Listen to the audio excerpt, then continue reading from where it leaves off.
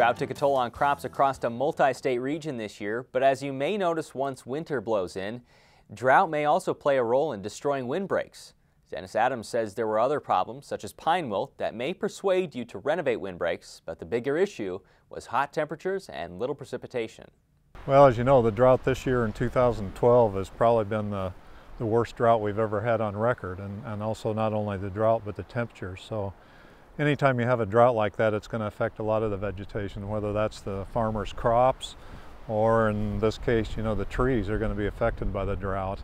It depends a lot on the size of the trees. You know, the older trees and the older windbreaks aren't going to be quite affected as much. They're going to be under stress and they may be more susceptible to some insect and disease attacks because of it. But they usually have an established enough root system that they're going to survive okay.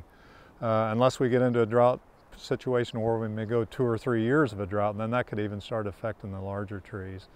Usually where we see the most problem is on the younger trees, the ones that were just planted this year, of course, or that may be 2 or 3 years old. And I've even seen some trees that are, you know, 6 or 7 feet tall that actually dead because of the drought. But those young trees, especially the ones planted this year, they don't have a very well established root system. And so when we get into a drought where we get 3 or 4 months without hardly any rain and plus those temperatures, a lot of those trees succumbed. Is it worth it? Is it feasible to haul water to them?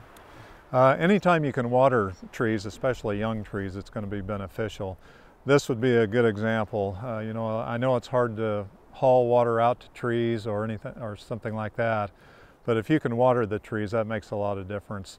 You know, some people set up drip irrigation systems or they have water conservation mulch on the trees. It helps with moisture conservation, but generally water in the first year or 2 is going to be real beneficial in a drought situation. We'll talk about what to look at for new windbreaks, but the windbreaks that are there now, maybe not because of dryness, but you mentioned that pine wilt is starting to become a bit of a problem and we're seeing some drop off, so there might need to be some renovation in those cases?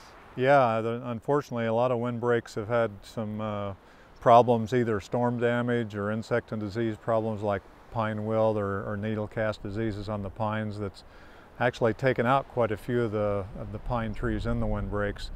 And to renovate those windbreaks, a lot of times you just need to take those rows of trees out and reestablish other trees to replace them. Time frame for doing that? Do they need to be out by a certain time? Oh, it doesn't really matter that much about taking them out, but usually the trees that are replanted in Nebraska are done in the spring. Spring is usually the best time to replant. For producers that are looking to plant new windbreaks, what varieties, you know, with the drought in mind, what varieties do you look for? Well, I think the varieties you'd look for to replant or to plant new windbreaks are trees that are hardy and adapted in Nebraska.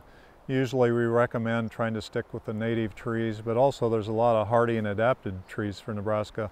Obviously a lot of the pines and conifers aren't native in Nebraska, only ponderosa pine and eastern red cedar.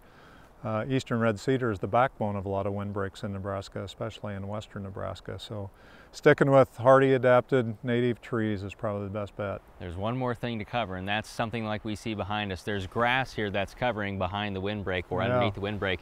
And where I come from, grass is better than weeds, but you say that might not be the case for a windbreak. Yeah, that's a good point. Weed competition, or especially some of the perennial grass competition, is one of the worst competitors for moisture for tree plantings, especially young windbreaks. If you're planting a new windbreak and you've got a lot of brome grass sod or fescue sod or something around it, that can sap a lot of moisture from the trees. So controlling that perennial vegetation is really critical, especially in a young planting. But even on older windbreaks like this, it puts a lot of stress on the trees and you know, saps a lot of moisture. So even in older windbreaks, it might be good to at least control the perennial grass vegetation and weeds in the trees.